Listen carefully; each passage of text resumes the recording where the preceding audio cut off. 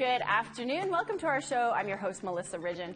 Today is Boxing Day. If you're one of those people who consider the federal budget a Christmas Day kind of experience, today we're putting 2019 budget in focus. What's in it for Indigenous people? What's not? What should be? What does any of it even mean in the context of reconciliation? Does the annual doling out of federal cash actually perpetuate a system that is really not working for First Nations? Are multi-year funding promises really just a carrot kind of dangled that we use to, we try to get to eat, we don't get to eat it, and it just woos us like a sunny long-term forecast that kind of never materializes, which we all know if we're Canadian weather watchers. We want you to join in our conversation, and that includes our listeners on Element Radio in Toronto at 106.5 FM and in Ottawa at 95.7 FM. You can call us. Our phone lines are open, toll-free, 1-877-647-2786. You can also tweet us at InFocus. Before I introduce you to our guests, let's take a look at highlights from the federal budget that came out yesterday. This is a pre-election budget. There's new spending on programs and services that add up to about $4.5 billion over the next 5 years. APTN's Todd Lamoran starts with the biggest new expenditure, children. Well, good afternoon, everyone. The major theme of Finance Minister Bill Morneau's budget speech for Indigenous people was advancing reconciliation by improving the quality of life, especially for children. We have been focused on reconciliation with Indigenous peoples since day one. It should be no surprise that we continue to deal with issues like Jordan's Principle that we've been talking about for a long time. To that end, $1.2 billion over the next 3 years will be invested to implement Jordan's Principle and close the gap between First Nations children and other children in Canada. As well, $220 million over 5 years will go to ensure Inuit children have better access to health and social services. An interesting item is the forgiving and reimbursing of loans obtained through the negotiation of comprehensive and specific claims. The government has already forgiven about $1 billion worth, and over the next 5 years, $432 million has been set aside. Morneau also promised to continue funding First Nations water systems. All boil water advisories are supposed to end 2 years from now. But $739 million over 5 years of new money will be provided to maintain these fixed water systems. After that, there will be $185 million per year of ongoing funding to ensure that past improvements are permanent. All 3 Indigenous groups will get a boost in post-secondary education, $540 million over 5 years. Some of it includes this year post-secondary funding on a distinctions basis for First Nations, Inuit, and Métis Nation. We're going to make a real difference. As well, the preserving and revitalization of Indigenous languages will get $334 million over 5 years. Métis-specific funding includes $30 million to recognize World War II Métis veterans, and $50 million over 5 years to support the startup of small Métis businesses. Inuit-specific items include $50 million over 10 years for a national Inuit suicide prevention strategy. And an interesting item is a one-time payment of $127 million to establish a National Reconciliation Council. Money for infrastructure, such as for new housing and schools, kicked in this fiscal year. But despite a high-profile housing crisis such as the one in the Cat Lake First Nation, there was no new or increased infrastructure funding this year. Todd Lamoran, APTN National News, Ottawa. Joining us now from our Ottawa bureau is Joseph Quesnel. He is a Métis political and public policy analyst who has worked extensively in Indigenous governance and economic development over the years. And joining us from Kettle and Stony Point is Clint Davis. He is an Inuk from Labrador and chair of the Labrador Capital Strategy Trust, an organization working to build economic and socio-economic strategies to the benefit of the Nunatsiavut. And with me here in studio is Pam Palmater, Mi'kmaq lawyer, professor, activist, and political pundit. She's crossed the landscape fighting legal issues like poverty, housing, child and family services, treaty rights, education, and legislation impacting First Nations. Thank you all for joining us. Thanks for having me. So I just want to start off, let's just have a very broad kind of feeling from each of you on the budget as you watched it shake down. We'll start, Pam, we'll start with you. Ladies first. Well, my first reaction is, people forget that this is actually our money They're not doling out anything. Yeah. All of the wealth in Canada comes from our lands and resources and from our ongoing dispossession. So the fact that they're giving us an unfair, microscopic portion of our money is not really a celebration, and it's definitely not reconciliation. You're not getting up here with your pom-poms and cheerleading. No, that's for not going to happen. No, definitely not. Joseph, what was your takeaway when you looked at the budget as it shook down yesterday? Well, I guess I have a more positive view than Dr. Palmater. I think in a budget that we're dealing with, a huge budget dealing with the deficit, I think Indigenous issues received a lot of focus. And in a less cynical view, we're always complaining about politicians not following, what they say. I think that, you look at this budget in context of the Liberal government when its decision to split up INAC into Indigenous Services Canada and Indigenous Relations, and with the purpose being to reconstitute First Nations, to get them, First Nations that would basically be independent and would be able to, tax their own citizens. You look at this budget, a nation rebuilding fund. You look at tax arrangements with First Nations. All these kinds of things that the government is. There's a method to the madness here. The Liberal government is kind of delivering on that kind of autonomous platform for First Nations, and I don't think that we should be too flippant about that, in this kind of cynical environment. I want to hear Clint. What did you saw the budget shakedown yesterday? What was your kind of initial takeaway? So I think, first of all, thank you very much for having me here. I'm glad you could join us. There's a couple of things. So I tend to lean towards Joseph's thinking around the significant amount of capital that's actually being provided within this budget. I mean, we're talking about a budget of about $20 billion, of which about 25% of that is earmarked for Indigenous initiatives.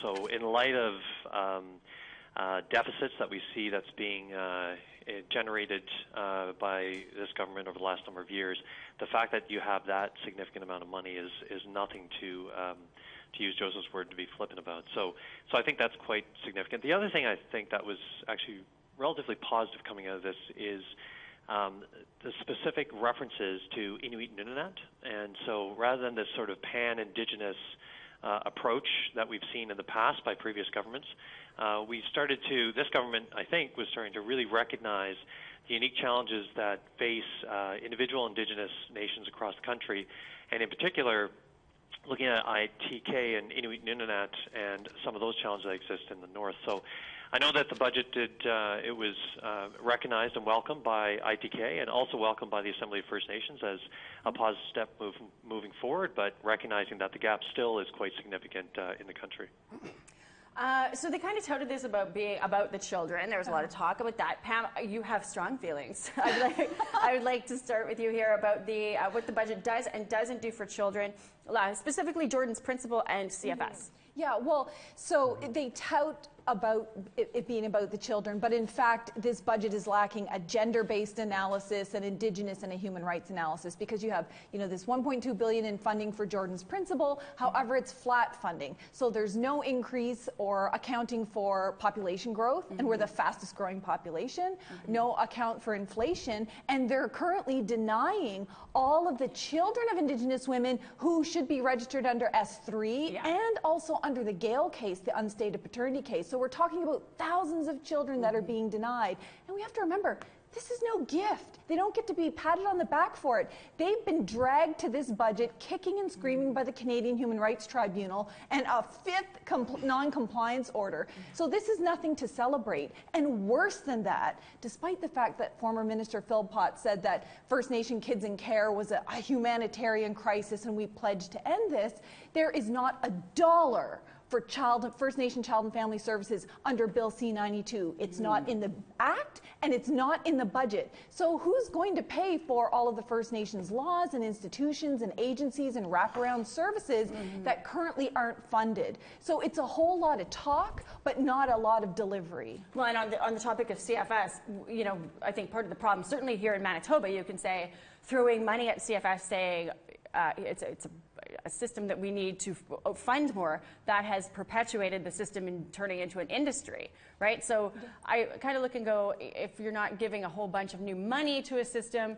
Is it because you're realizing that the system is broken and you're planning to fix it? No, it's more ongoing discrimination, because when they talk about the throwing the money at stuff, where's the money been thrown? To the provinces. Who is the worst abuser of First Nation rights, especially Indigenous women and kids? That's the problem. It's the lack of First Nation jurisdiction, the lack of us having control and accountability amongst ourselves. And it was never for too much money. And it's a gross underfunding, which is something that the Canadian Human Rights Tribunal has tried to focus on over and over and over again. In addition to the United Nations saying that this is a grave human rights violation to not provide these services at least at the same level as provinces, plus more, because you have to take into account special needs and our rights, like treaty rights and Aboriginal rights. These are legal obligations. These are not gifts. These are not policy objectives, and it's definitely not reconciliation. Yeah.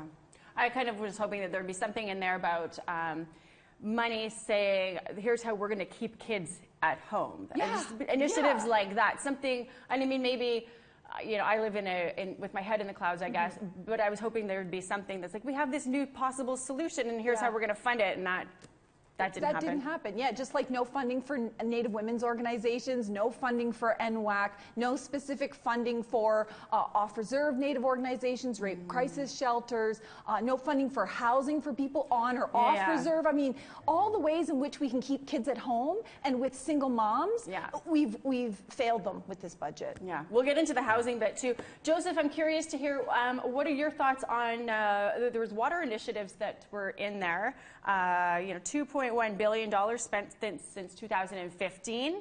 There was a pledge, of course, to end all boil water advisories by 2021. They say they're on target for that. What did you see yesterday pertaining to water, and what are your thoughts on it? I'm optimistic about water. The past two governments, the Conservative and the Liberal government, invested almost billions in water and wastewater management. I wish they'd done more about housing, but in terms of water, I think some more exploration needs to be done with different arrangements.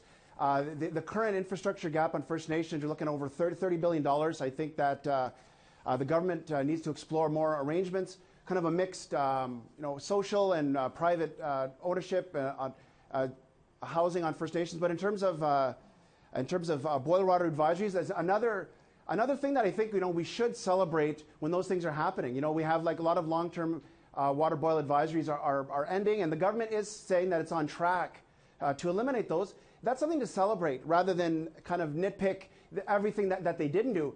And speaking of human rights, especially for women, this budget invests a lot of money to First Nations to implement matrimonial property rights regimes on reserves, which the Conservative government implemented and the Liberal government is continuing, so to protect women in the case of dissolution of marriage. And also, we're looking at Jordan's Principle, so rather than just kind of focus on the 50 things they didn't do, this is putting money where our mouth is. Jordan's Principle is a human rights issue, and the fact that rather than just legislation, a motion which doesn't carry as much weight, this government's actually putting money, muscle behind that, and actually make these kinds of situations, like what happened in Norway House Cree Nation, not happen again in other communities across the country. I think I would feel better about the Jordan's Principle stuff if we were seeing some meaningful progress towards solving that problem. But here in the newsroom at APTN, we're consistently bombarded with families who are still here. Here we are, Jordan's Principle. What has it been, 12 years later? And we're still kind of stuck in the mud, and not enough is being done. So again, I don't know if it's a money thing or if it's just maybe all of it. Maybe part of it was that it's a principle as opposed to it should have been something with more teeth, and maybe that would have solved it. We'll move on though. Clint, I have a question for you. Yeah. So there's $15 million for community food production for Inuit communities. What are your thoughts on that? So to be quite honest, I don't know the detail around it, and I was trying to get a bit more information on it. And I also noted that ITK didn't necessarily provide any sort of positive or negative feedback when you look at it. When you take into account that amount of money and look at the population for Inuit, that's probably, it accounts to about $230 a person. When you look at food security, it's significant in Inuit Nunavut, and it's significant across our 51 communities. Is this enough? We do have different programs in place, like Nutrition North, et cetera. because we do experience some of the, first of all, the food security around our own country food, but also issues around the cost of food in our stores that service our communities. And this amount of money, I'm not sure where this is going to go. When we're talking about trying to address issues around food security and trying to keep those prices low, $50 million is probably not cutting it. Yeah, I'm curious your thoughts about what the money, and this is new money, but the money that the government does spend on Nutrition North. Is there a big push to have that re-examined, how that program's working? Well, there has been some work that was done by the government this past year, and it did have a bit of a tepid sort of reaction by people in the communities. I really think what you need to do, quite frankly, and I know they're speaking about this sort of at the leadership level for Inuit, but really kind of bring in all parties to have a real and honest discussion about the reality that exists for Inuit in the communities. You bring in the leadership, you bring in the leadership from Northwest Company to have an honest conversation, and also look at different and new innovative ways to assist in food production within the communities. I don't know if you've heard of this really interesting company called Grocer.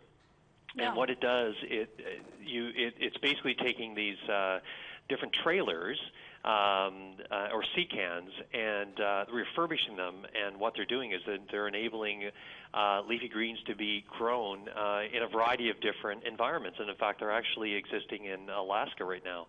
And so I know that they have piloted in Nunavik in northern Quebec.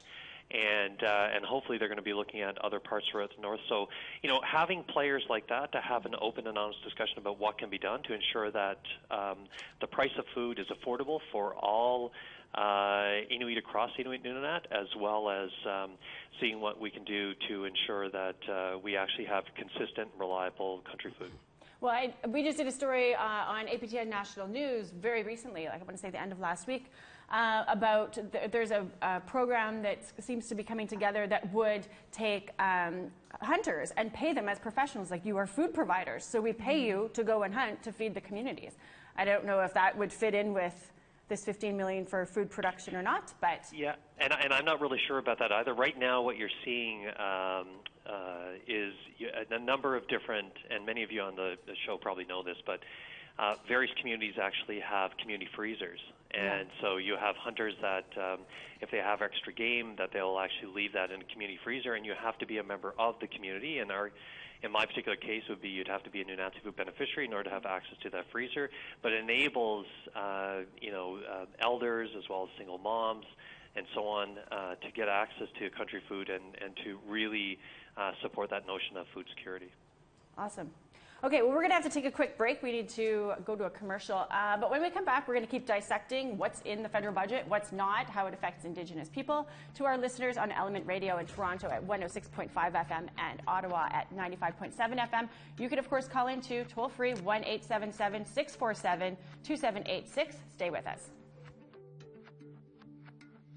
Join our conversation now. You can call in toll-free at 1-877-647-2786.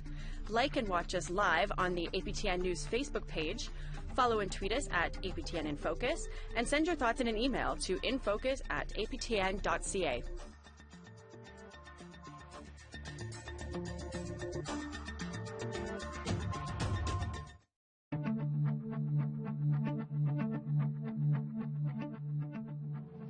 Welcome back. Let's now go to social media to see or to hear what some of you guys are saying about today's topic.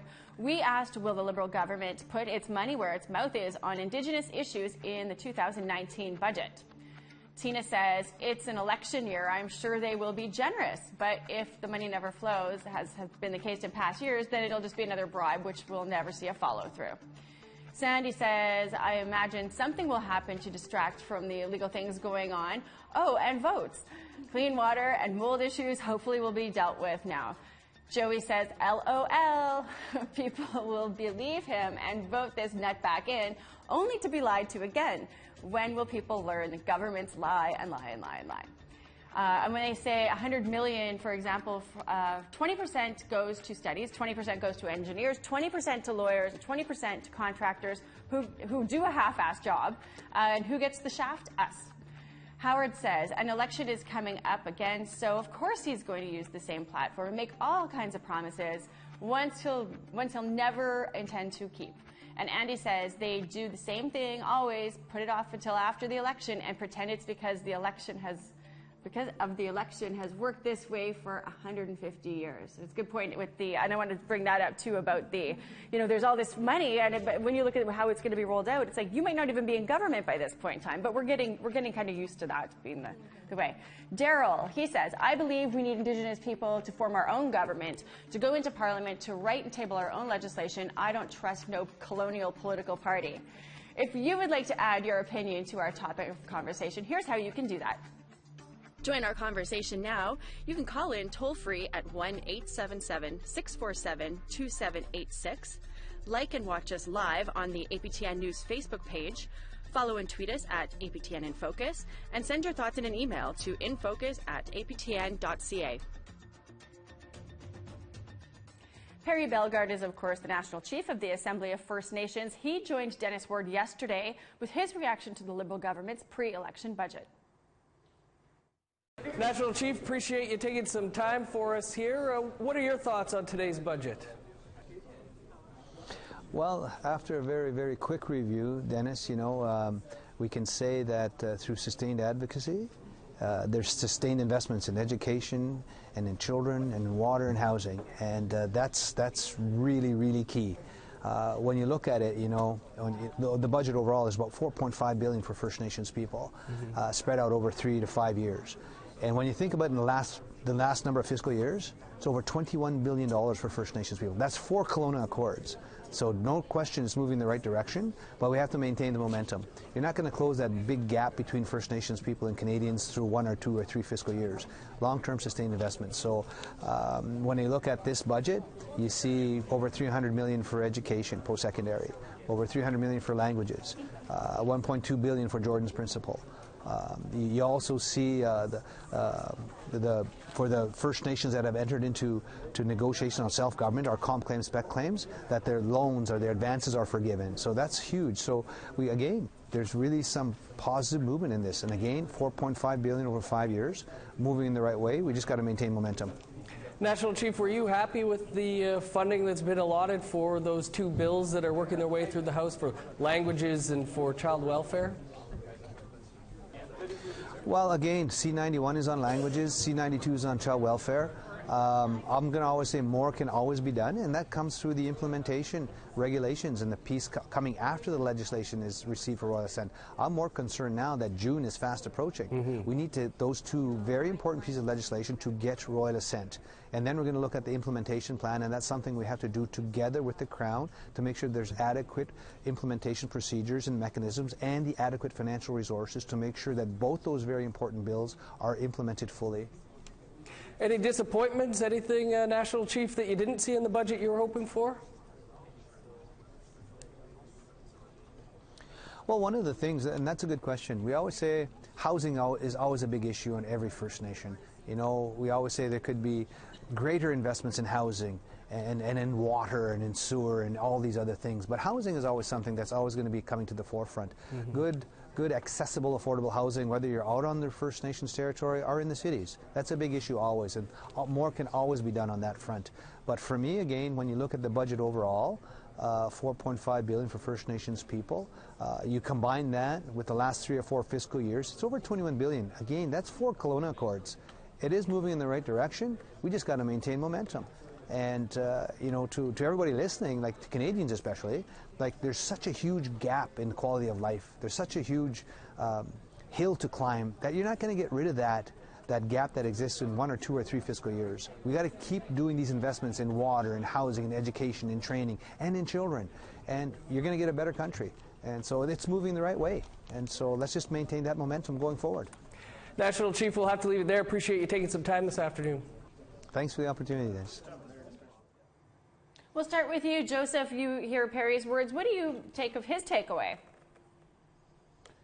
I agree with the National Chief, actually. I think he's being a realist. There's that old saying, uncompromising people are easy to admire. I think, the National Chief has a lot of responsibility on his shoulders to be realistic and practical And I think the Four Kelowna Accords, is something, it's an appropriate kind of example, comparison to look at that. I think you look at First Nations that have, that have worked with the government, they tend to get the results. You look at the kind of the landmark, residential schools apology and settlement that was through the hard work of Phil Fontaine working with the Conservative government. I think, and I think I agree with him totally that obviously there's more to do, at the end of the day. And I think that I agree with what he said about the momentum, that we don't want to go back to a more rejectionist approach in terms of Indigenous groups dealing with the government. I think from here, adopting a realistic approach, working with the government, not being confrontational, I think that's the key to actually getting tangible improvements for First Nations. If I may, I just wanted to just add in one point. I think one good thing about this that's so critical is for in terms of Indigenous entrepreneurs, in terms of First Nations, Métis, and Inuit. This budget did a lot in terms of a multi-million-dollar, like a prosperity fund for First Nations. Like First Nation entrepreneurs, like any entrepreneurs, the issue is access to capital, and First Nations, more than any, are faced with that because of the land ownership restrictions. They can't use collateral, so they need the capital. And absent that kind of full property rights, First Nations need capital, and this budget goes a long way towards providing that. The First Nation Major Projects Coalition has applauded the budget in terms of providing over $100 million for First Nation communities to secure large resource projects. There's economic voices in the Indigenous community that need to also be heard as well in this, and I think the National Chief is kind of echoing that as well. Clint, I'm curious to hear, you're a money guy, you're an economics guy. What do you think in the budget in terms of what Joseph just spoke to? So, I agree with Joseph. I agree with the fact that there's the Indigenous Growth Fund that I understand is going to be managed or administered by the National Aboriginal Capital Corporation Association, essentially passing on that funding hopefully to the other AFIs, which are absolutely critical in getting access to capital to entrepreneurs. Individual entrepreneurs who take the risk to start these businesses across the country, they're absolutely vital in terms of the contribution of that $100 billion economy that Indigenomics continues to talk about. So I think that in and of itself is extremely positive. One thing, I do want to comment on a couple of things. Joseph, you'd asked Joseph about water and support for water. I'm hopeful that they'll be on target to get all First Nations off the boil water advisory. It seems at times that they take 2 steps forward and 1 step back. It's probably going to take a little bit longer than they anticipate, and this is the reality. There has been support in this budget for infrastructure, but as Joseph had mentioned, and I talk about this as well, because some of the work that we're doing, that I do, particularly in the far north, is all around what to do around infrastructure. And the gap is significant. It is at least 30, if not $40 billion. And the Government of Canada will not be able to address this gap on its own. And the only way you can do this is to try and create the right processes in place, be it public-private partnerships or some other type of model, to attract private capital to address this. And I didn't see anything like that in the budget, which is very unfortunate, because I think it's that innovative thinking and innovative approaches that is going to be able to address issues, significant issues, such as housing, such as water, wastewater, such as ports in the far north and others, where you really need to attract that private sector, and frankly, some of that private sector capital that is being managed by Indigenous groups already through their own trust funds. So I think that's absolutely critical, and there was no sort of mention of that in this budget. The biggest disappointment for me was housing, lack of. We still consistently sit here, it's like, we've got a housing crunch, and they throw little nuggets at it, crumbs, and we're still, next budget rolls around, we still have the same problem. And then my biggest surprise was about financial commitment to comprehensive land claims. So they're forgiving loans for communities that have fought for these claims. They're dedicating money for continued fights. I want to hear from all of you about housing and the land claims elements of lines in the budget. Well, I think your point about housing is critical because National Chief Perry Bellegarde celebrating the budget, I mean, I really think he needs to take off his Sunny Ways sunglasses and be realistic. What is on the table and what isn't on the table? And if you're talking about our people on the ground, our people living in communities and living off reserve, men, women, children, I mean, the people who have to survive day to day that are suffering from the over-incarceration and the lack of housing and homelessness and kids in child and family services, what is there for them? And there's no housing, nothing to address shelters, no money for kids in care. We're talking about a real disconnect between funding the political machine and actually providing relief to the people on the ground, and not out of a sense of charity or goodwill, but these are legal obligations. These are treaty rights. These are Aboriginal rights. These are sovereign, inherent First Nation rights, because this is our territory and our resources. So why on earth would any of our leaders stand before anyone and celebrate the chronic underfunding, the chronic inequalities, and say incremental equality is good enough? Because I agree with Cindy Blackstock. Incremental equality is still inequality. Why would we settle for less when it means the death of our people? This isn't just about politics. You know, I mean, there's something to be said about funding negotiating tables, but what about the people who are dying every day, murdered and missing Indigenous women, all of these kids in foster care, people who are dying from water contamination, lack of food, suicide, the growing suicide crisis. Changes. These are huge things, and they can be addressed. You could put an emergency measures plan in place tomorrow and start, dealing with these things. But they keep saying, well, it's going to take too long. It took so long to create. We can't do it. So then we wait for the next budget and the next budget and the next budget. And there's not enough money in the budget to address even water. Yeah. And so, where do we go from here? I think we have to stop settling for less and demanding what our people deserve. Yeah. Clint or Joseph, what are your thoughts about the comprehensive land claim announcement that was in there, and also the lack of new money for housing? So it's Clint. So I actually think for the letting go of the loans for comprehensive land claim negotiations, I think that's absolutely brilliant.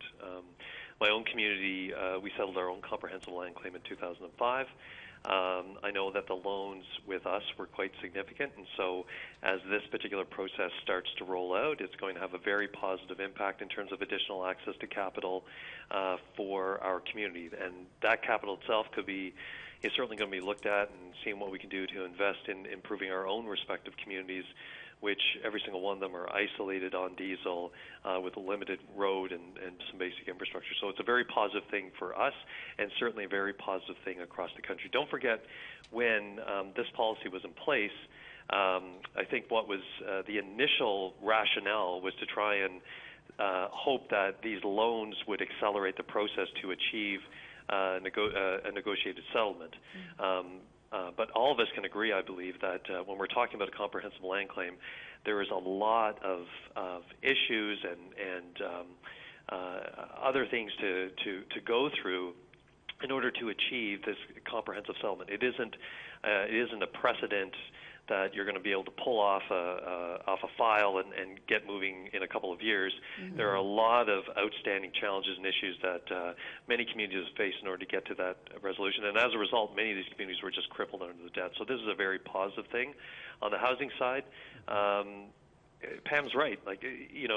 Yes, there was a significant investment in Inuit housing, for instance, in last year's budget, and it is kicking in this year. But it is chronic underfunding, and housing challenges will probably exist over the next number of years as well, unfortunately. Yeah. Joseph, your thoughts on comprehensive land claim announcement and housing? I think, if we there's the flip side of this, that we have kind of dark, cynical glasses, then we're going to look at everything in a negative way. I think, to be honest, I've never heard any of the members of the Liberal government saying that this was all a gift and this is, you should be thankful to us. I think that they realize these are legal obligations first and foremost. I think yes, I echo kind of what Clint said exactly, that comprehensive land claims, this is absolutely critical for First Nation well-being. The National Aboriginal Economic Development Board, which is a statutory board that collects all this objective information, has said that resolving comprehensive land claims is a key towards improving indicators, social and economic well-being for First Nations. So it's absolutely critical for them to deal with that. And part of the burden that First Nations held was the loan liabilities that they had to. So that you're negotiating an agreement, and yet you're looking to the future, that any future revenues are going towards servicing that kind of debt. So this is a good move, and I think it should be applauded as such. In terms of the housing, I indicated that earlier. That's also obviously something that I was disappointed on. But you can't have everything all the time, all at once, especially in this kind of deficit environment. But I do agree that this is a critical issue, even more critical than others.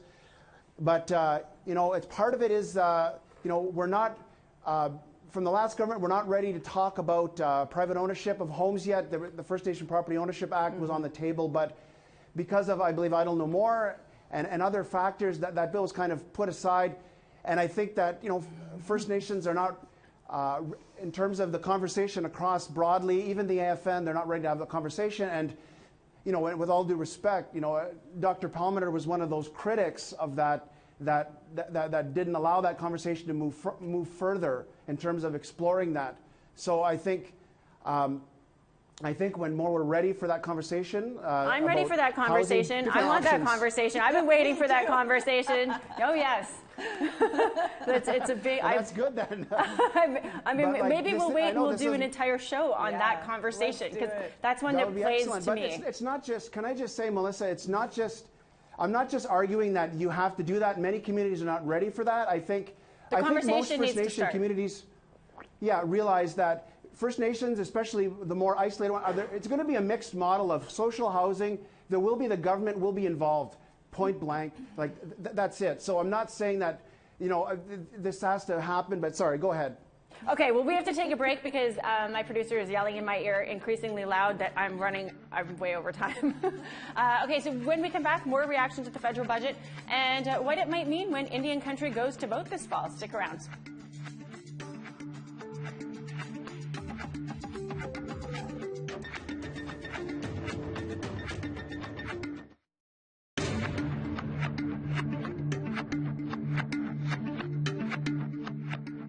Welcome back. We're going to go to a little more social media. Patricia wrote in to say that none of the government entities give a crap about Indigenous people. Actually, Romeo Saganash would argue that in much stronger words. And any monies given to provinces goes to general coffers. So whatever money is left after the provinces have used it for the cities and the towns, it's given to Indigenous people. Roy says none of it will ever happen unless the Liberals win. It's BS promises and blackmailing votes. Well, there you go. So this stood out to me on Twitter yesterday. I'm a journalist who's always been obsessed with what politicians promise to do versus what they actually do. The Canadian Taxpayers Federation tweeted this little gem from the 2015 campaign trail vault. Straight at Canadians and being honest the way I always have. We said we are committed to balanced budgets, and we are. We will balance that budget in 2019. We've got a caller on the line that I'm going to get to in a minute, but I just first want to ask each of my panelists here. So, you see that, to me, it gets all my pistons firing about broken campaign promises. But I ask each of you, does a balanced budget matter to First Nations people on reserve or off reserve? Do Indigenous people care in the same way that many Canadians care about government balancing the books?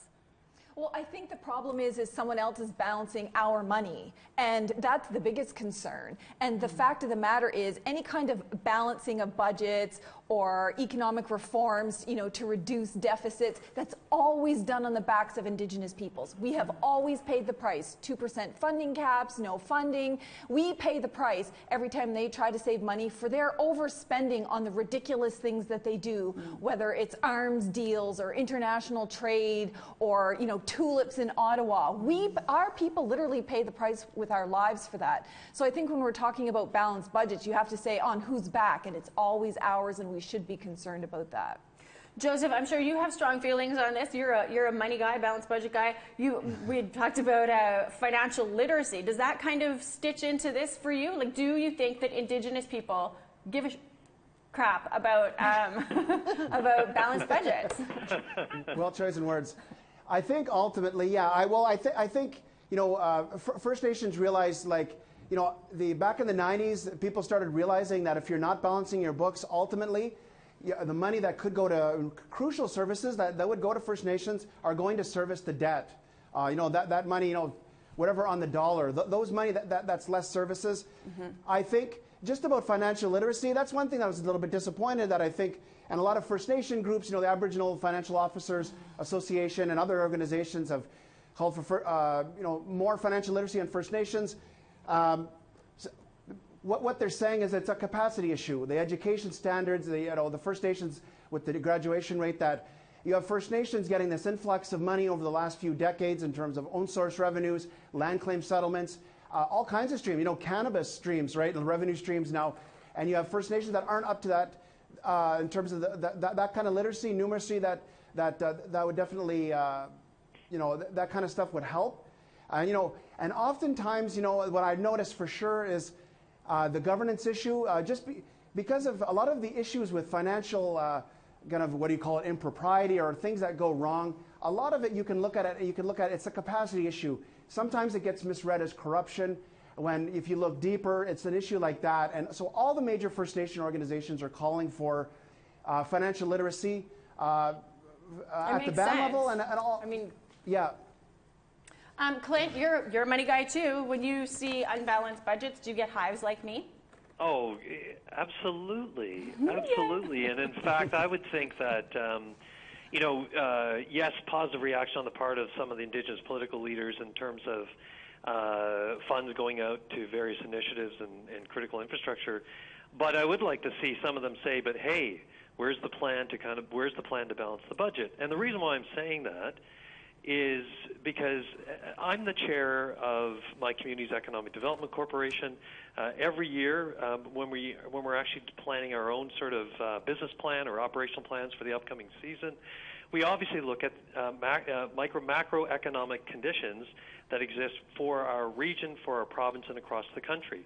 The fact of the matter is, if you start to continue with these deficits, you grow the debt.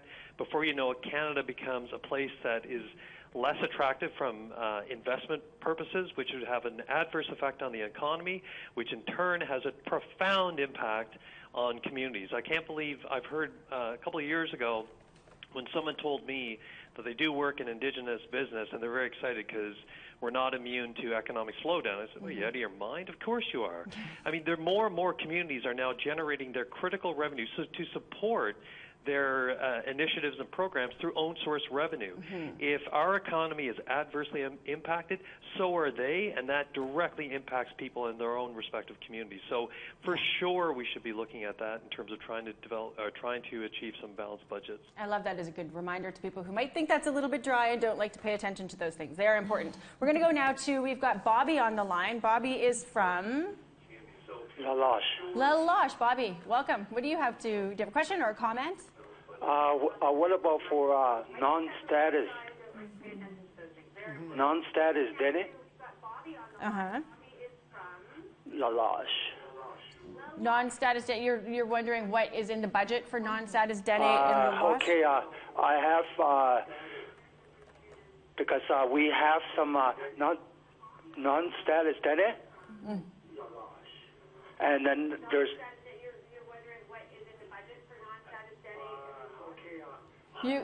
Hun, you got to turn the TV down. You can't talk and have the TV on in the background with the audio. You got to turn it down. That's a good question. Yeah. We might have lost him. Bobby's gone. So yeah, I'll move on to the next question then. So this budget. Well, let's actually look. Do we have enough time? We do. We can do this.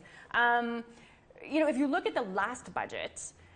Versus what it promised and what it's done, and then you look at where we're at in this budget. How confident are you that what we are seeing in this budget will come to fruition based on what you've seen come or not come to fruition from the past government? I'll give each of you a chance to comment on that. Pam, sitting beside you, she gets to go first. Not confident at all. And I mean, when you're trying to predict the future, you have to look at what's happened in the past. They've made a whole bunch of commitments. I mean, in 2016, they turned back almost $1 billion in funding, but saying at the same time, we don't have any money for housing, we don't have enough money for water, this is going to take time, it's incremental. It's incremental because your bureaucrats who suck up almost half of our funding are the ones who are making these decisions. Of the Indian industry. Literally. It's within government, those parasites that just, whatever funding it is, it's long gone. And now we have three departments. We have DISC, we have CERNA, and we have Intergovernmental Northern Affairs. And so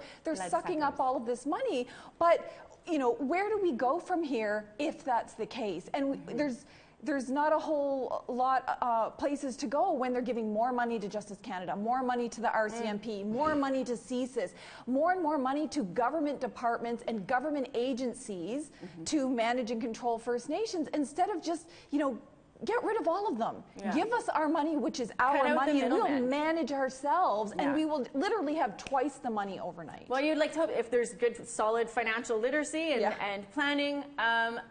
Joseph, what's your thought on, you know, looking at the past budget and what's been delivered and comparing it to what's promised in this one? How hopeful are you for what we're going to see? Yeah, well, of course, all depends on what happens with this government.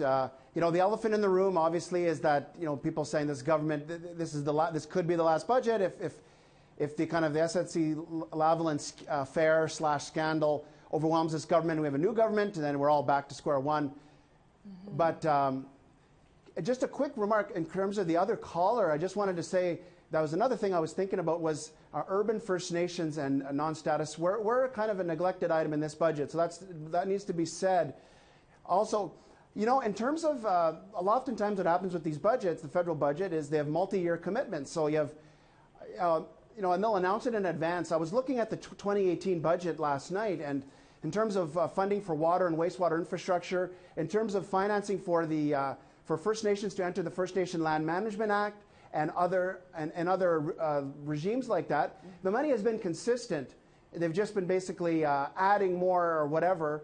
So in general, like with most governments, the multi-year commitments are consistent, and there's no way, you know, I don't think it would be fair to say, well, you know, they're all just going to go back to square one the next year. I think generally, you know, I think we can predict, because of this multi-year funding, the nature of it, that we're going to see some of the similar things. And like I said at the very beginning, I think this government there's a method to this madness. The government has been trying to, it goes back to the Royal Commission on Aboriginal Peoples, what they wanted to do so that First Nations could eventually become self-reliant, fund their own services. And basically that would get phased out eventually. First Nations would be autonomous, self-financing, and you would have only a Ministry of Indigenous Relations because of the fiduciary responsibility and you know, the Section 9124 responsibilities to First Nation communities and Métis. So they've been following a structured plan, and I hope that whatever government wins next, whether they win or the Conservatives or perhaps even the NDP or what other government, that they'll continue along that policy path. We only have time for one more question. I'll give this one to Clint. Do you think that what is in this budget is going to have an effect on how Indian country votes come this fall? It's hard to say, right? It's clearly there's some when you look at the press and you look at some of the political leadership, there has been some positive reaction on the nature of the budget specifically. But this whole SNC-Lavalin affair and the impact clearly on Jody Wilson-Raybould, former Attorney General, I think has been pretty profound. Right now, we don't have an Indigenous voice at the cabinet table, which I think is quite significant. And how that's going to play out, it really is hard to say. Now, having said that, those who have been involved in politics know that all politics is local. So what may not play out in one part of the country may play out very positively in the other. So it really is hard to say. You know, there was a record amount of Indigenous people went out to vote last time around, and I think it was because of the relationship with the previous government. Is that going to happen this time around? Who knows? Guess we'll wait and see. That is all the time that we have for our discussion about Budget 2019. I thank all of our viewers and our listeners on Element FM Radio in Toronto and Ottawa. Thank you, too, to my beautiful guests. I love it when you come in and bring things to get my mind jumping. And, you know, this episode is actually going to be available on download as a podcast on our website, aptnnews.ca/podcast. You can catch up on the other shows there, too. And share that in case you wanted to share this with somebody who wasn't watching. Tell them about our podcast. I'm Melissa Ridgen. Have a great afternoon.